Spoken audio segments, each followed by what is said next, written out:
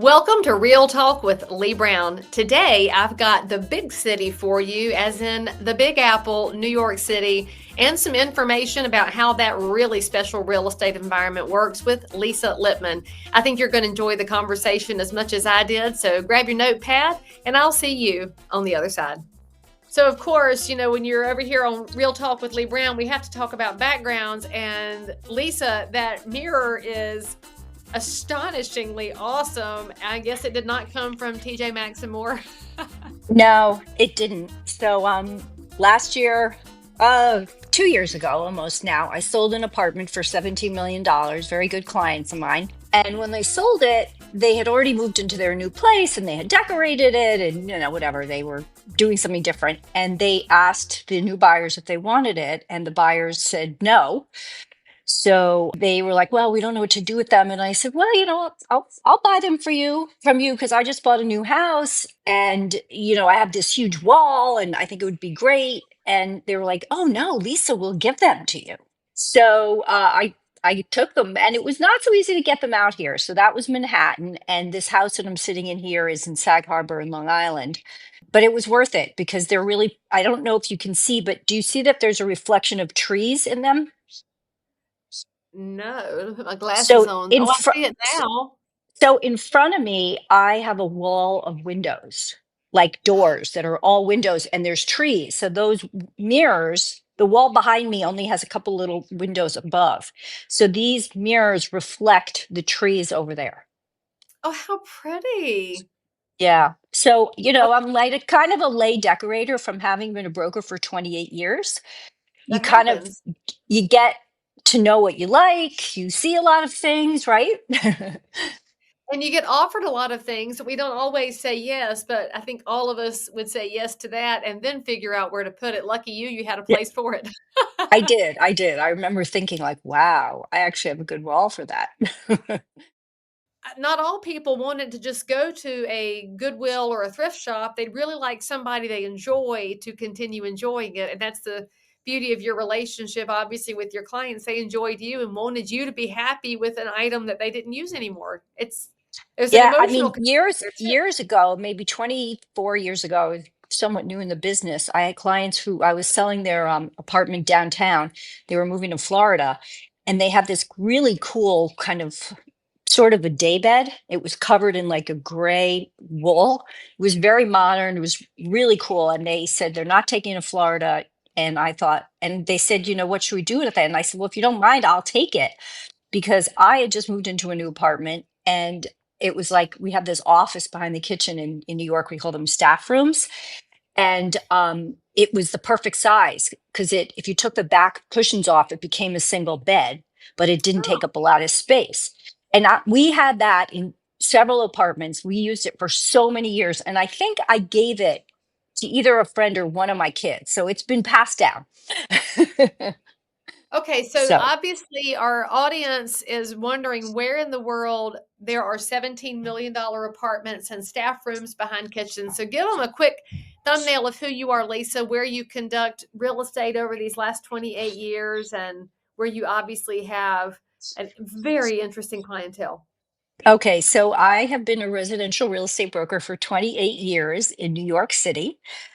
In Manhattan, and I really only do Manhattan. I've sold a few apartments in Brooklyn, but I'm not an expert in Brooklyn. And so if somebody calls me about Brooklyn, luckily for me, in the last 5 years, my 31-year-old son has worked with me. And like all young Oh, people, he knows Brooklyn. So he does Brooklyn. But I do Manhattan, and that means Upper East, Upper West, downtown, Tribeca, Chelsea, West Village, Village, East Village, Soho, Gramercy, just naming all these neighborhoods because people hear about them because of restaurants and stuff. So I cover all of that. I've lived in New York City since I graduated from college in 1986. I moved after college to New York. I worked for a year, and then I went to law school, and then I practiced law for 5 years.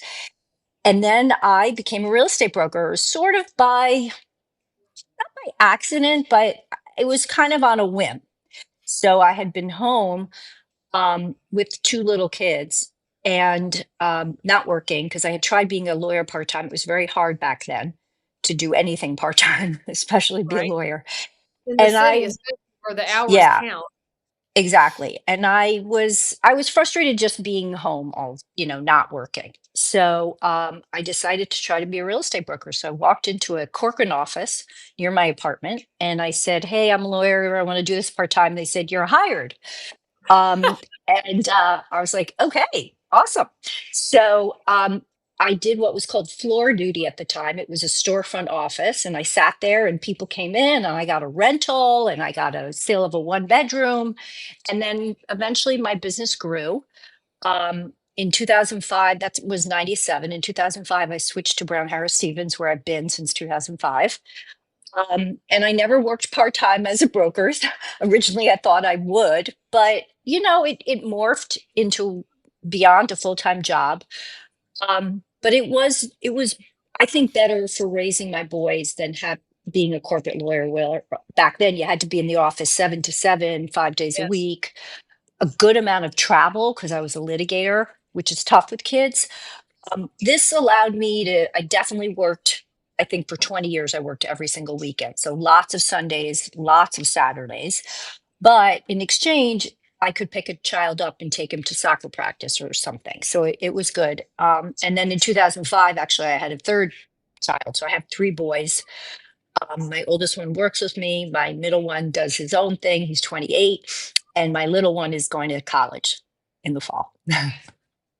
Well, and the thing about the hours in real estate is it's not somebody else's hours, it's yours. And I think that's Yeah, what's unique about it. At a law firm, if you ever want to make partner, you have to turn in all the hours and all the billable things, and your kids can't be involved in it. But in real estate, if you're working 10 hours, it's entirely possible that your kid can come along if your clients say it's, of course, bring your kid. They don't mind because they're thinking about the life transition that goes along with real estate. We get so much grace from our clients. And I just don't think we talk about that enough, that people do understand us a little differently because we all live in houses.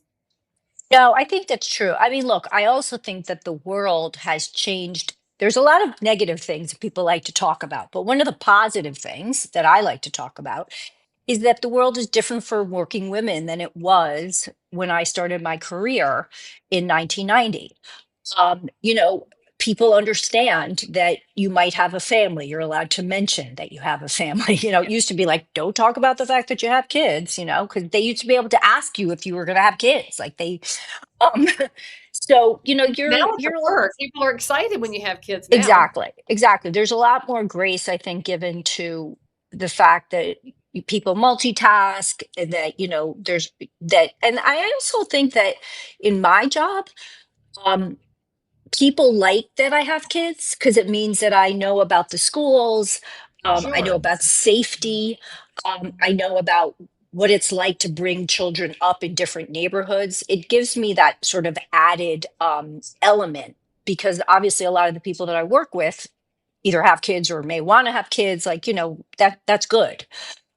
Um, so, and then I'll say the positive thing that came out of COVID is that we can do this, right?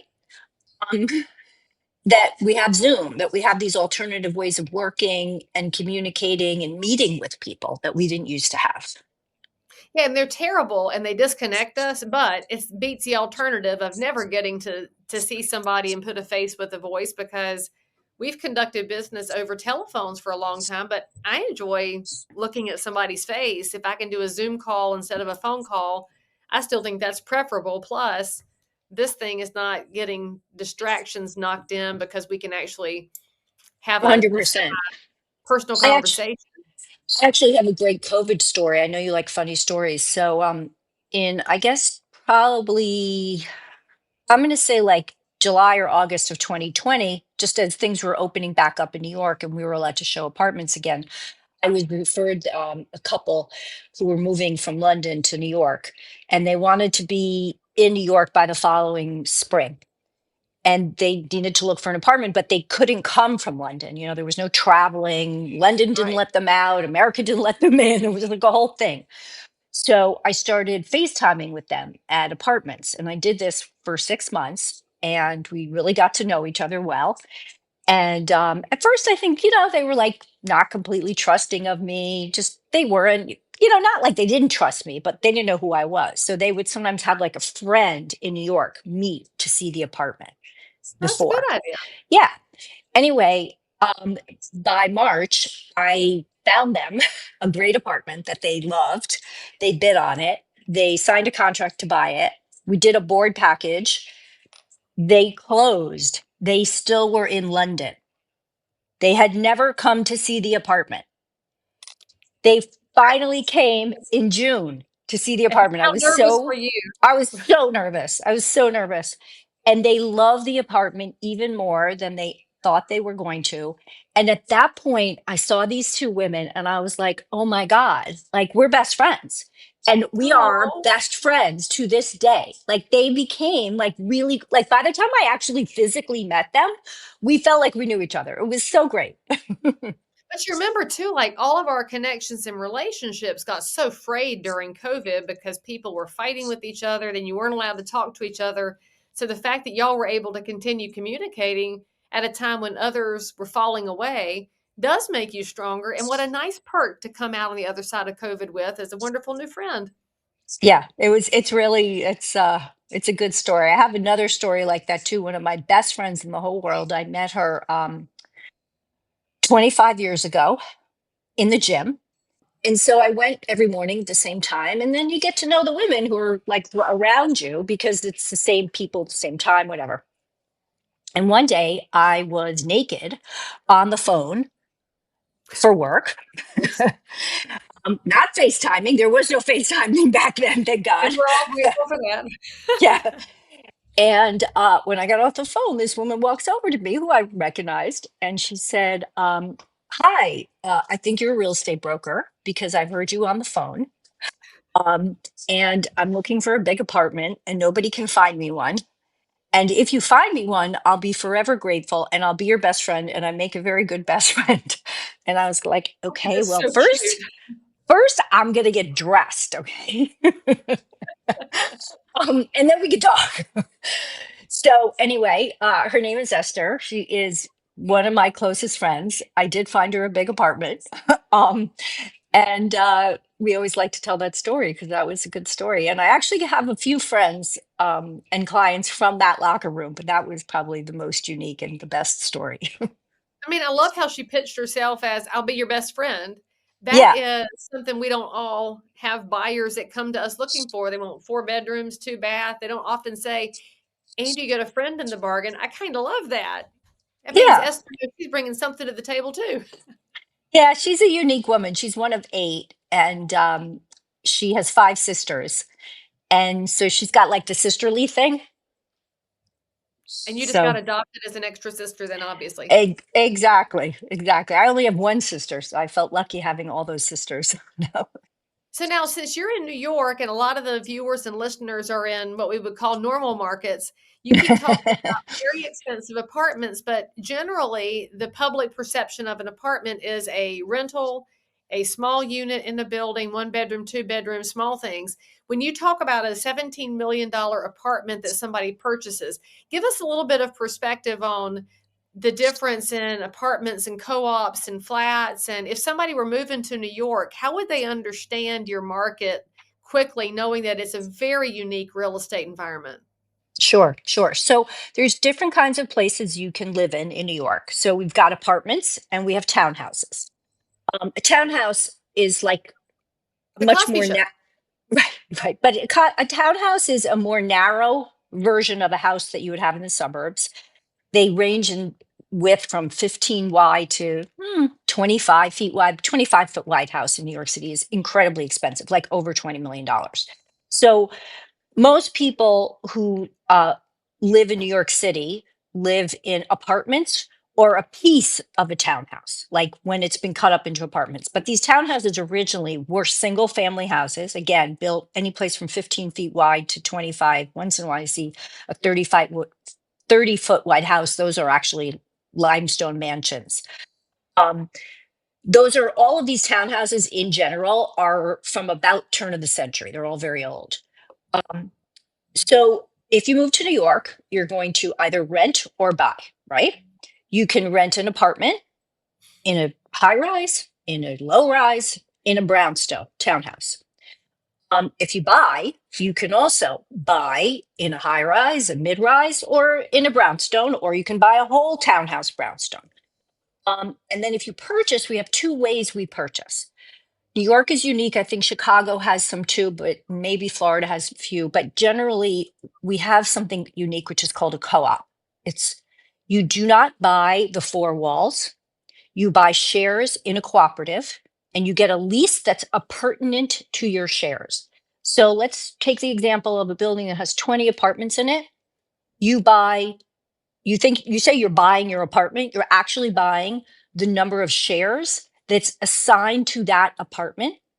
In doing so, you're part of a corporation, and there are rules that you have to follow. You can't finance as much as you want. You might be able to finance 50% or 60% or 70%, up to 80%. There are no co-ops that allow you generally to finance more than 80%. So during downturns, we've seen less foreclosures in New York than in other places because Okay. people are not overly leveraged, which is actually a positive of that, right? You can also buy, oh, and then beside that, then they also have the right to approve you or not approve you as an owner. So you find a co-op you like, they allow you to finance 75%, you sign a contract, you put 10% down, and then you have to do a board package, which is an application where they're going to ask generally for 2 years of tax returns. They're going to ask for most recent bank statements, statements of liability if you have a mortgage on something else, car loans, student debt. They're also So going the to ask, co-op, the neighbors get to see all of your personal financial information well, if they not want to. all your neighbors. There's a board, which are elected, non paid volunteers. The board does get to see all of this. That's You also have to, crazy. also have to get letters of recommendation from both friends and business colleagues testifying to your bona fides and your ability to be a good neighbor. Okay, so what's the main reason they would turn somebody down? I mean, would they turn me down because I'm Southern and they said, well, you don't sound like you'd fit in up here? No, no, no, Can they no, no, turn no. you down for No. any reason at all? Well, they can turn you down for any reason at all because they don't have to tell you. It's like joining a private club. They don't have to tell you. Oh, But generally, the reason why people get turned down is for financial reasons. Generally. Now, recently, um, I had a board turn down where the people were passed on their financials. They had plenty of money. They went to the board interview. And after the interview, they were turned down. That almost never happens. My thinking is that there's two reasons. They were not going to be full-time residents, and the co-op really wants people to be full-time residents. And I also not sure if maybe they didn't get along with the people at the interview. But that's a very sort of bad story. That doesn't generally happen. And generally we don't have board turn downs. Generally, people going to buy an apartment, let's say for $2 million, know that they can pass the co-op board with the amount of money that they have. So generally that doesn't happen. I have a great example of very nice couple last week, two youngish lawyers who are buying something for $1.8 million. It's a 3-bedroom apartment, and they submitted their co-op board application. They did a Zoom interview. They were approved. They're closing. Like that's usually what happens. Okay. Now, the other kind of apartment you can buy in New York City is a condo. That's the same as any place else. You buy the four walls, you own the unit, they're stacked, right? The only difference in New York is that when you buy a condo, there's also a board package, and you still have to submit some financial information and some letters of recommendation, but the board doesn't have a right to turn you down, and there's no interview. So, I just I just can't imagine going through an interview so that I can spend my money on a building, and I didn't know that they had controls over the leverage and the loan to value equation there, but I can understand they want stability in the building and stability in the environment of people. I can see it on paper, but I just feel like it's easy for bad actors to sneak up in there. So, do you advise your buyers to join the co-op board if they can, so they can be a voice of reason in there? How does that work? Well, I do. I often will tell somebody that if they think that the building could improve in certain ways for whatever reason, like sometimes like we've had buildings where they only allow 50% financing. And that's a barrier to entry. It keeps the values lower because not everybody can do that. Not everybody wants Right. to. So I will tell somebody, look, you're getting a better deal on this apartment because the building requires 50% down, which you can do. I've been telling this co-op for a while, they should increase it to 65 or 70 at least, get on the board, be the voice of reason, and try to get those changes made. And we have, in the last 10 years, seen some good changes with co-ops where they've allowed more financing. There were buildings on the east side that didn't allow any financing. Now they do allow some financing. Buildings that didn't allow dogs now do allow dogs. Maybe there's a weight limit, but at least allow dogs. Um, a big thing was this concept of a pied a terre, which is a part-time residence. It's a French term, which literally means a part-time residence. And in New York, there were a lot of co-ops that did not like pied a terres. And the reason is they were afraid that, you live in the South and you are going to decide that you love New York City. You're going to buy yourself a 1 or 2 bedroom in New York for when you want to come visit New York because you have a daughter who lives in New York, right? But when you're not there, you're going to let all your friends use it and your cousin and your aunt, and it's going to be kind of a revolving door apartment. And buildings don't like that. Co-ops don't like that. So, I So guess the co-ops hate Airbnbs. Then are they oh, looking? they're Are they totally looking at illegal in New York. rentals? Totally illegal. Totally illegal in New York City. um, so And I uh, love traveling to short-term rentals. I love living in somebody's space because it feels like part of the community, but that's just not possible in the co-op world, is it? definitely not. You do sometimes see it happen in condos. The problem is that a lot of buildings have doormen. So if you have a doorman, it's very hard to get away with even an illegal Oh, yeah, Airbnb yes, because the doormen see who's coming and going, right? So anyway, going back to the whole pied-à-terre thing, there were a lot of co-ops that didn't allow pied-à-terres. That was their reasoning. But pied-à-terre can also mean, for tax purposes, that it's a part-time residence and that you are not going to be a resident of New York City for tax purposes. And that's become a big thing for wealthy people because in New York City, our tax, basically, as a resident of New York, my taxes come to about 52% of earned income. and that's right now So without the new proposals from Mondani, which are even higher. yeah, I mean, I don't think he's going to get away with it, but that's a whole nother conversation. I hope not. So people were saying this is a pied a terre, right? Like my primary residence is Florida, my primary residence is Long Island, my primary residence is Greenwich, whatever it was. And some co-ops would say, well, no, no, that's not okay. But then there was this whole concept of like a lot of the people who live in the building already have also made New York City not their primary residence for tax Oh, paper. So now you're not going to let new people in for that. That's not good. Again, barrier to entry lowers the value, right? If you can't be a pied a terre person, because the way the world is now, wealthy people often have multiple residences, right? right. People back in the day, my dad used to tell me when you went on vacation, you always drove. Now people fly Mhm. every place, right? So there's a lot more, people are just much more mobile. Everybody moves a lot more.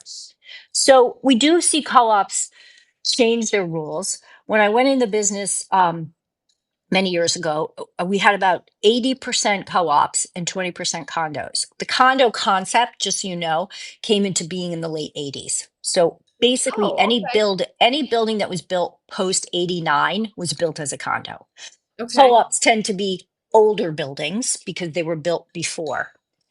And they're Um, cooler too because they're in those really great sections of town. yeah, I mean, we have condos in cool sections too, but you're right. Like Fifth Avenue, Central Park West, those buildings tend to be co-ops. Those were the original buildings, and they've been ownership buildings for a long time. Nowadays, we have about 60% condos, 40% co-ops. But the reason why people still like to buy co-ops is that they're less expensive. You can get a lot more for your money Oh. because of the rules. And Mhm. they tend to be in often the most sought after locations. like on a park. Um, so, that's New York. Okay, so with everything you've just described in just a couple of minutes, I'm thinking, holy smokes, how could somebody come to the city and try to conduct real estate without a professional like you? It just feels like the amount of learning curve would be insurmountable, or you could absolutely get sideways and lose deposits by just the sheer amount of not knowing. Have you seen any change in people's reaction to using you as a representative when they're buying, post all the lawsuits and all the drama around real estate? Or is there still an understanding in New York that you actually need a broker to help you figure out the differences in these kinds of setups? So it's interesting. When I first went into the business, everybody used a broker because you couldn't look up listings on your own, right? So you needed a Exactly. broker to tell you what was for sale, right? Then the internet started. We still don't actually have MLS in New York City. We don't have a multiple listing service, but Street Right. Easy is sort of our de facto MLS. So then there was like starting probably post 2010 with Street Easy becoming a tool for people. There was a sense, especially among younger people who were tech savvy, that they didn't need their own broker. They could just like go on Street Easy, figure it out. I'm a lawyer, I'm an investment banker, I'm a know it all. I can do it on my own. They Sure, also you can. hope that, right. They also hope that they would save some money because they thought if there's only one broker, either that broker is going to be so motivated to get it done because they're taking all the commission, or the seller is going to pay less so I can get a better price. So we had a whole thing with that. I think I think there was a learning curve where people would sort of get screwed the first time when they did that, and then be like, "Oh, maybe I do need a Never broker." again. Right? Also, with the change in laws nationally, for a little bit, I think there was a period where people were like, "Yeah, I definitely don't need a broker." Like, you see, now you can't just like you know automatically require a broker. And in fact, when the new law started about a year and a half ago, I had sellers say, "Well, why do I have to pay a buyer's broker? Tell the buyer to pay their broker." And I said, "Well, you can do that, but it's going to come out in the wash because number one, brokers won't bring their buyers to you, or buyers will have to pay their broker and they'll just offer you less and you'll have less traffic. Like it won't work." So, to tell you the truth, although we were nervous that there would be sellers who didn't pay buyers brokers, I've probably put on 30 listings since that change happened. I haven't had one seller not agree to pay a buyer's broker because they all understood that you would just, kick yourself in the foot if you did that. That was just like a stupid move. And I actually think with the change of laws, now buyers also have to sign up with their broker. We didn't used to have that. It Mhm. used to be the Wild West. You could have like six brokers and just be running rogue. I actually think it's been a good thing. And I think that buyers have realized now more than ever, like they need a broker. Now they need a good broker, but they need a broker Yes. who's really taking care of them, making sure they're on top of the new stuff that's coming on, watching for prices being reduced, able to describe the market, give them advice on what you can ask for, what you should try to negotiate, what you should make sure you get in a contract. Because like lawyers, I don't know how it is where you are, but in New York, once you agree on a price, you actually have to hire a lawyer to represent you to do the contract, and the seller has a lawyer too. And they're going to do certain legal things, but they're not really in charge of the business points. And you need a Correct. good broker to make sure that the business points are getting negotiated correctly into the contract. Well, that is what one thing that makes it painful when they move from New York to Charlotte, because there's a huge pipeline between the city and Charlotte with all the financial people. They Right. come here to buy a property and find out, no, it's one attorney for everybody at closing. All my New Yorkers are like what? We have like four attorneys. I'm like, I know it's expensive up there. It's cheap here. So as soon as y'all figure it out, we'll close it. But it is just it's a different environment. And I love that you point out that it's important to have a good broker.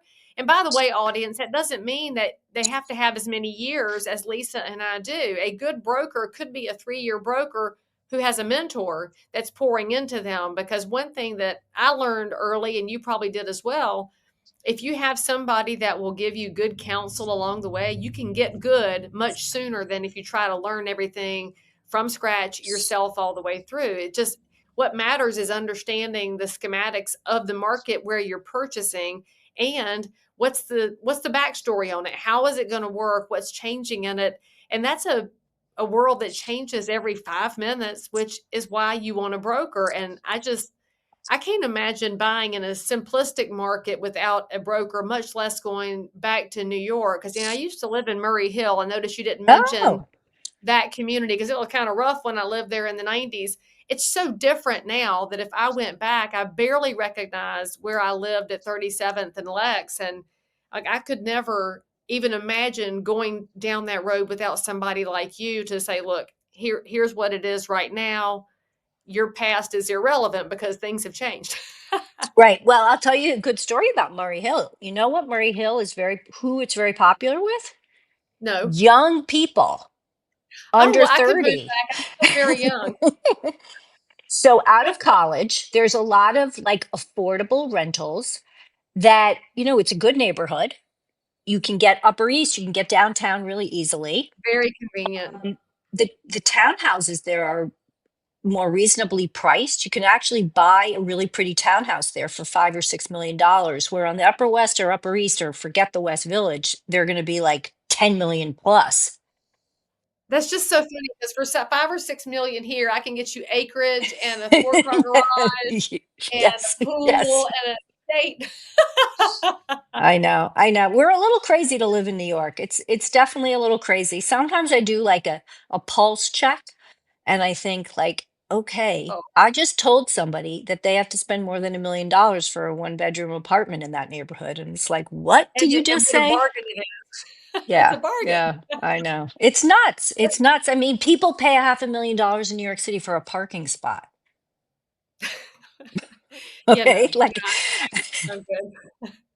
yeah, it's like weird. It's weird. I know it's weird. I'll just say that. I know it's weird.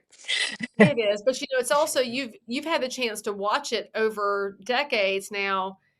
So looking back 28 years, what was the number in the price world that made you say, "Oh, I can't believe it cost this much"? What was high back then? Oh, like $2 million was a lot. A lot. I mean, And so, now you're like 2 million at the I entry bought point. I bought my first apartment in 1996 with my husband at the time, who I've been divorced from for many years. I've been remarried for almost 22. Um, and we bought an apartment, um, and we spent $790,000. And we got a really big three-bedroom apartment in a really nice building. But I remember And it thinking, doesn't like, exist now. no, no, no. Like in that building where we bought, that's kind of eh, it's an okay one bedroom in that building now. And it wasn't even such an expensive building. I mean, the building's gotten more expensive since obviously it's become a nicer building than it was back then.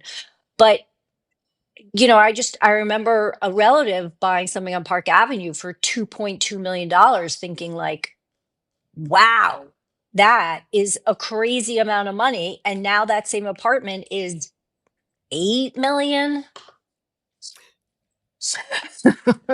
I mean, it feels like monopoly money, but then you realize all the monopoly money is attached to home for people where they eat supper and spend time with their loved ones. And that's what keeps everything so grounded. And it's what we love about this business. If Lisa, if somebody is thinking about a purchase anywhere in New York City and they'd like to talk to you or be introduced to your son, what's the best way for them to find you and learn from your expertise before they make the plunge?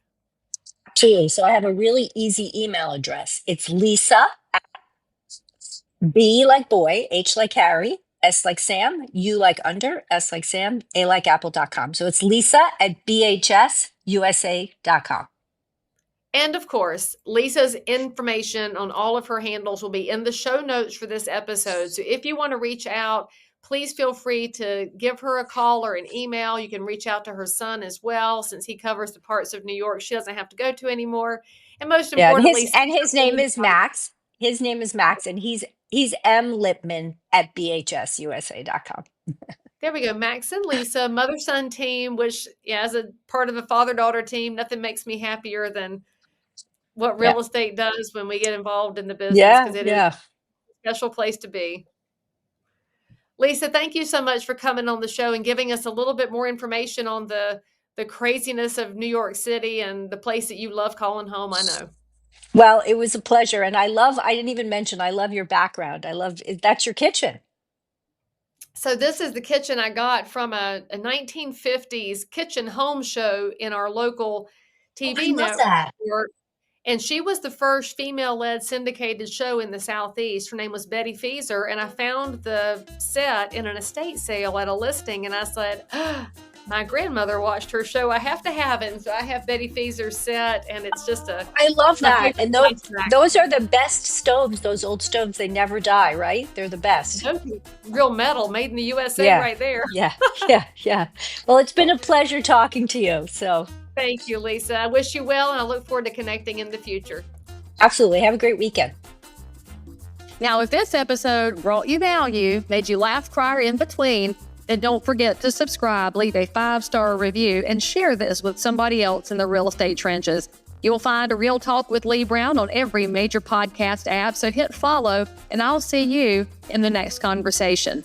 Don't forget to DM me if you've got a story. I might just want to feature you next.